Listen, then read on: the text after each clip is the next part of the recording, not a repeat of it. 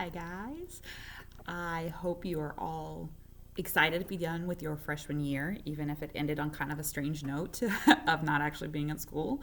Um, and I just want to say that I am super excited that I get to have you next year in 10 honors. For those of you who don't know me, I am Mrs. McCutcheon. This is only my second year at North Posey, but this is going to be my 16th year teaching. And I have taught a little bit of everything, but over the 16 years that I've taught, there is no text I enjoy teaching more than the one you're going to get to read this summer.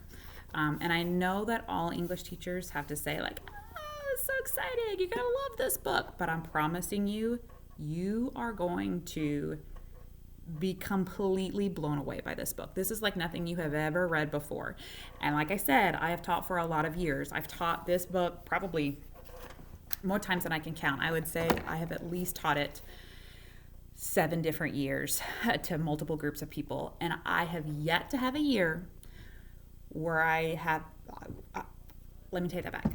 Every year, at least one student comes to me at the end of this unit and says, you know what, Miss McCutcheon, this is the first book that I've actually read from start to finish. It is really good. I have to tell you in advance, it's a little graphic, but it's not graphic in the sake of like, oh, look at all these explosions, we're going to just try to get your attention sort of thing. It's not graphic just for the sake of being vulgar. It is a memoir from a man named Ishmael Beah, and he was a child soldier in Sierra Leone during their civil war in the mid-90s. I have a PowerPoint presentation that I'm linking up to Google Classroom that's going to give you guys some background on Sierra Leone and their civil war, but I want to give you a little bit of overview ahead of time. Okay, so first off, I'm sorry that I don't have one with a pretty cover. Mine is pretty beat up and I lost the cover of it. But I want to let you guys know this book is not very long. You're going to be able to read it fairly quickly, especially because you're going to see that it does get really interesting and it becomes a fast read. As far as accessing the text, I would highly suggest you guys get your own copy of it. Unfortunately, we don't have copies here at North Posey of it, but even if we did, you guys aren't here for me to give them to you anyway. So I am posting an electronic copy of it if you would rather not purchase the book. I totally get that. But if you are able to, you can find it multiple places.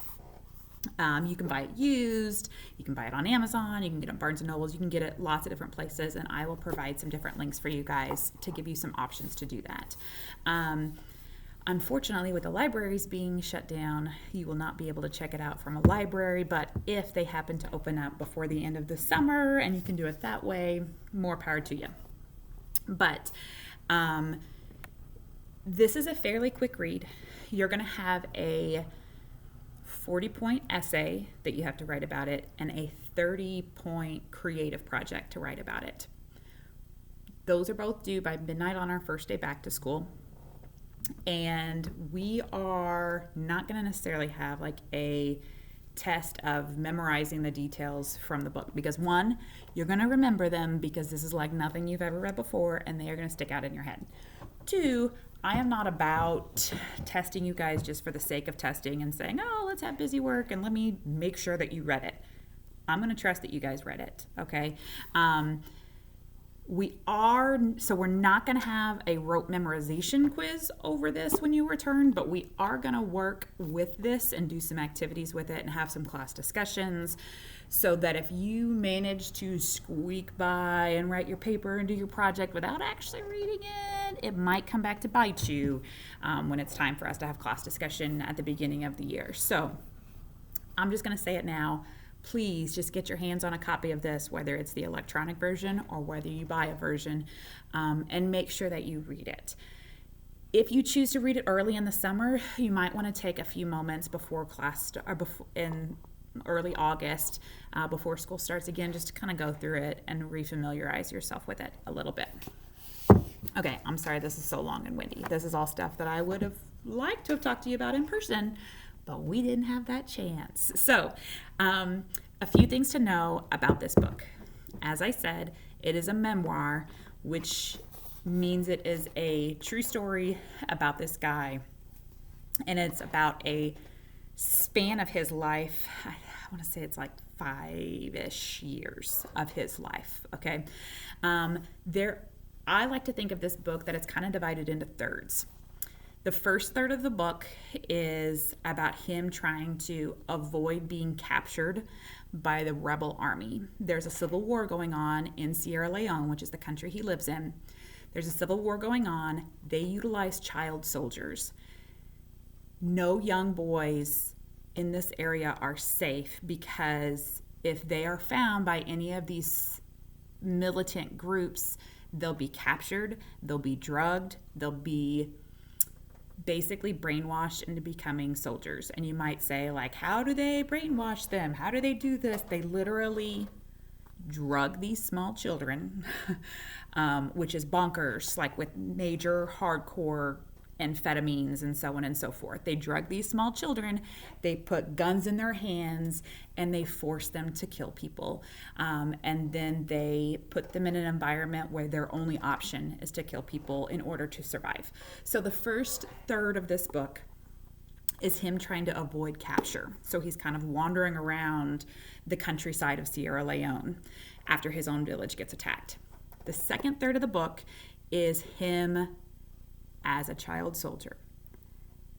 He goes into some pretty graphic detail about the first time he kills a man, about how he continues to kill people and doesn't think anything of it. It becomes second nature to him.